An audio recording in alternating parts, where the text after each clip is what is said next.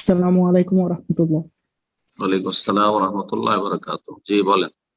শেখ, আমি সৈয়দপুর বাংলাদেশ থেকে বলতেছি। বলেন। শেখ, আমার প্রশ্নটা হচ্ছে জন্ম সনদ নিয়ে। আমাদের সমাজে দেখা যায় যে কোনো বাচ্চাকে যখন হচ্ছে শিক্ষা প্রতিষ্ঠানে ভর্তি করানো হয় তখন হচ্ছে তার জন্ম হচ্ছে কমিয়ে দেওয়া হয়। তা এই ক্ষেত্রে এটা কি প্রতারণার শামিল হবে?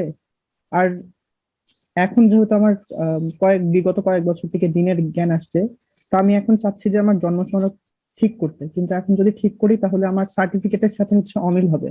এই ক্ষেত্রে হচ্ছে হুম। চাকরি এবং বিভিন্ন কিছুতে অ্যাপ্লাই করতে জি, সমস্যা হবে। এক্ষেত্রে জি, আমার জি। করণীয় কি? আমাদের দেশে এটা অনেকেই করে, আর একসময় তো আরো বেশি করতো।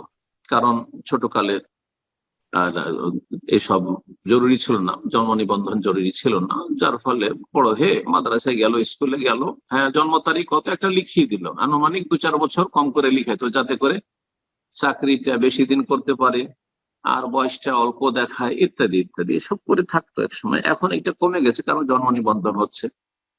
আর জন্ম নিবন্ধনটা যদি কড়াকড়ি ভাবে শক্তভাবে করা হয়, আরো জন্মের সাথে সাথে, যেমন সৌদি আরব হচ্ছে, তাহলে জালিয়াতির কোনো সুযোগ পাইনি। তো আস্তে আস্তে ইনশাল্লাহ এই জালিয়াতি গুলো হলে উঠে যাবে, হয়তো সুযোগ পাবে না। এই জালিয়াতি হারাম, জায়েজ নাই। জিজ্ঞাসা করেছেন যে জন্ম নিবন্ধনে আপনার জন্ম তারিখ কমিয়ে, বয়স কমিয়ে লিখা, এটা না জায়েজ, এটা খেয়ানত। হ্যাঁ, এটি খেয়ানত, জায়েজ নাই। এটি মিথ্যার আশ্রয় নেওয়া, এটি খেয়ানত করা। এটা কারো জন্য জায়েজ নাই, কারো জন্য জায়েজ নাই।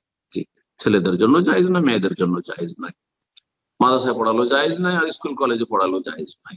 যদি কারো হয়ে গিয়ে থাকে, জায়েজ নাই, কিন্তু হয়ে গেছে যেমন আপনারা বলছেন, আর সেটা সংশোধন করা সম্ভব, সেটা অ্যাফিডেভিট করে, কোর্টে অ্যাফিডেভিট করে সংশোধন করা সম্ভব, তাহলে সংশোধন করে নেবেন। আহ যার এরকম ভুলটা হয়েছে তার বাবা করতে পারবে, হয়তো এরকম সিস্টেম আছে।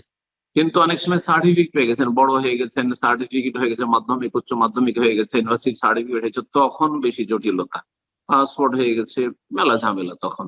তো এমনটা যদি হয়, তাহলে ওই রকমই বলবো, যেমন সুদের ক্ষেত্রে আল্লাহ বলেছেন যে অতীতে যা সুদ খেয়ে নেও ফালাহু মাসালা, অতীতে যা হয়ে গেছে হয়ে গেছে। অমান আদা, কেউ যদি আবার ফিরে আসে তাহলে তখন জালেম, তখন জালেম। কথা হচ্ছে যে অতীতে যে ভুলগুলি হয়ে গেছে আর সেগুলি সংশোধন করা সম্ভব হলে করে নেবেন, এটা হচ্ছে শরীয়ত। যদি সম্ভব না হয় বা বেশি জটিলতা থাকে, মুশকিলের সম্মুখীন হইতে হয়, তাহলে আপনাকে বলবো না যে আপনার সার্টিফিকেট অচল করে দেন, আপনার পাসপোর্টের সমস্যা তৈরি করে দেন, আপনি এক ঝামেলায় পড়ে যান, না না, মোটেই না। দিন খুব সহজ। তখন বলবো অতীতের জন্য তওবা করেন, আল্লাহ তুমি মাফ করে দাও, আমার আব্বা এরকম করেছে মাফ করে দাও, বা আমার বড় ভাই এরকম করেছে, জন্ম নিবন্ধনটা এরকম করে দিয়েছে, মাফ করে দাও। যেভাবে হয়েছে আল্লাহ মাফ করবেন ইনশাআল্লাহ, অতীতে যা হয়েছে, যদিও সেটা কারেকশন করতে পারলেন না ইনশাআল্লাহ। জি, কিন্তু আগামীতে করবেন না আপনার ছেলে মেয়েদের জন্য।